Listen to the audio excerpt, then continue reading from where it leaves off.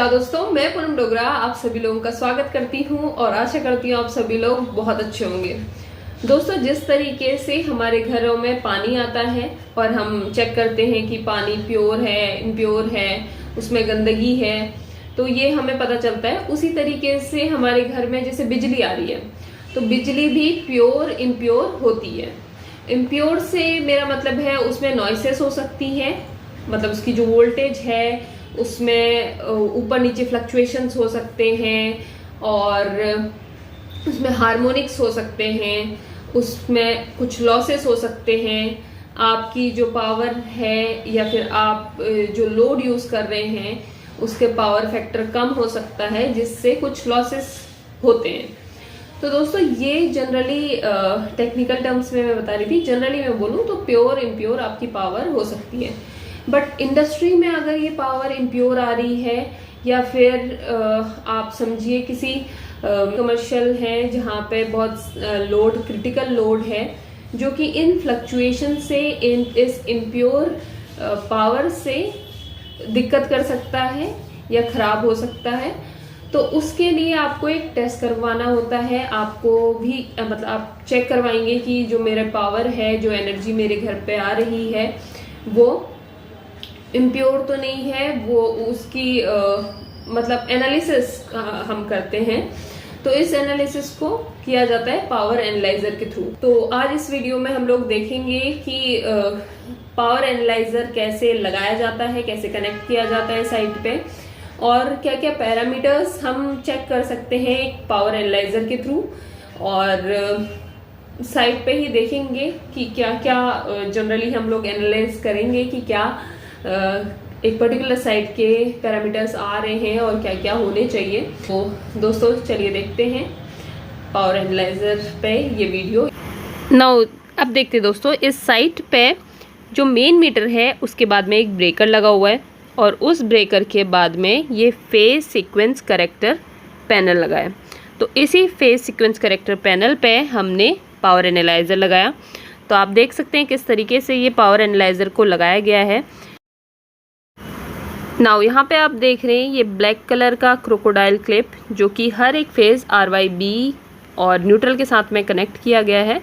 और साथ ही में ये CT है, जो ये रेड कलर का रिंग्स आप देख रहे हैं, ये एक CT है जो हर एक फेज में कनेक्ट किया जाता है, और इससे लीड लेके पावर एनालाइजर में दी जाती है। तो दोस्तों, आप मुझे बताइए कि करंट ट्रांसफार्मर किस लिए यूज़ किया जाता है। तो आप देख सकते हैं, देखिए यहाँ पर सारी लीड लेके ये एनालाइज़र के साथ में कनेक्टेड हैं। तो इतनी सारी लीड जो भी आप पावर एनालाइज कर रहे हैं जिस भी जगह का, वहाँ से कनेक्ट करी जाती हैं इस पावर एनालाइज़र में। फिर यहाँ पे आप देखेंगे ये एक LCD स्क्रीन है, जहाँ पर तो यहाँ पर आपको पावर के सारे पैरामीटर्स दिखेंगे। जैसे कि आप देख सकते हैं ARMS लिखा हुआ है टॉप में। ARMS करंट की ये वैल्यू आप देखेंगे अलग अलग फेज़ पे A, B, C करके इस पे फेज़ दिया रहता है, और न्यूट्रल N हो गया। फिर नेक्स्ट आप देखेंगे किलोवाट दिया है, जो कि एक्टिव पावर है। kVA अपेरेंट पावर है। kVAR जो कि रिएक्टिव पावर है, वो भी हर एक फेज़ की अलग अलग वैल्यू के साथ में इसमें दिखाई गई हुई है। साथ में फिर आप देख सकते हैं kWh इसमें दिया है, kilowatt hour. THD ampere, THD है टोटल हार्मोनिक डिस्टॉर्शन, तो वो करंट डिस्टॉर्शन भी दिखाएगा और साथ ही में वोल्टेज डिस्टॉर्शन भी दिखाएगा। PF पावर फैक्टर यहाँ पे आपको दिखेगा। तो इस तरीके से ये सारे पैरामीटर्स फेज़ वाइज आप देख सकते हैं। यहाँ पे A फेज़ में कितना है, B फेज़ में कितना है, C फेज़ में कितना है, और भी कुछ पैरामीटर्स इसमें बाकी हैं, लेकिन उसके लिए हमें LCD को डाउन करना पड़ेगा, मतलब उसमें पैरामीटर्स को स्क्रॉल करना पड़ेगा। तो यहाँ पे बटन दिए गए रहते हैं इस एनालाइज़र में, उसकी हेल्प से आप वैल्यूज़ को ऊपर नीचे देख सकते हैं कंप्लीट इस LCD पे। ठीक है, तो जैसे मैंने अभी स्क्रॉल किया है, इतने सारे पैरामीटर्स हमने देख लिए थे। तो अभी हर्ट्स देख रहे हैं, फ्रीक्वेंसी यहाँ पे हमें दिख रही है 49.89, ये फ्रीक्वेंसी है। THDI करंट में भी और वोल्टेज में भी यहाँ पे वैल्यू हमें दिखेंगी। अब देख सकते हैं ये THDI वोल्टेज का है और एम्पेयर का है। तो THD जैसे मैंने बताया टोटल हार्मोनिक डिस्टॉर्शन है, मतलब ये हार्मोनिक्स की वैल्यू दिखाएगा कि करंट वैल्यू हार्मोनिक्स कितनी है और टोटल वोल्टेज वैल्यू कितनी है।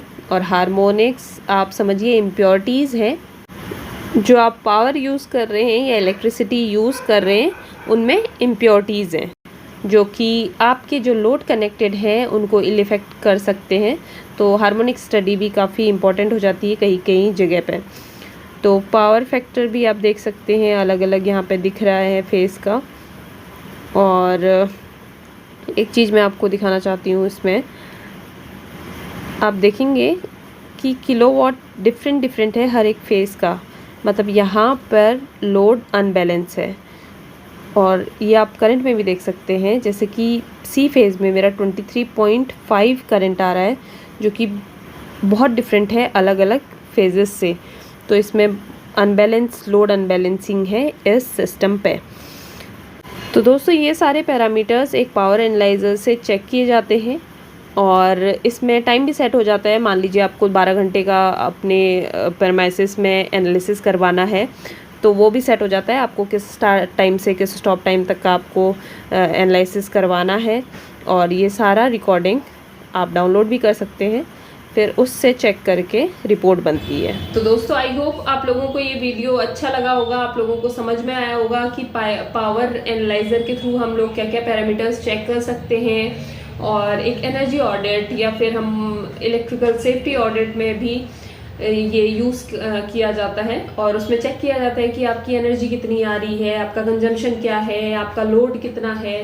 ये सारे पैरामीटर्स हम पावर एनालाइजर के थ्रू चेक करते हैं और आपको बताते हैं कि आपके क्या क्या दिक्कतें हैं उस बिजली में, क्या क्या आप लोगों को करवाना चाहिए, क्या क्या रिकमेंडेशंस हैं और कैसे आप अपनी बिजली कम कर सकते हैं, कैसे बिजली का बिल भी आप कम कर सकते हैं और एनर्जी कंजम्पशन कम कर सकते हैं। तो ये सब हम लोग करते हैं। और अगर आपकी कोई भी रिक्वायरमेंट है एनर्जी ऑडिट के रिगार्डिंग या इलेक्ट्रिकल सेफ्टी ऑडिट के रिगार्डिंग तो आप हमें कॉल करके बताइए। Thank you.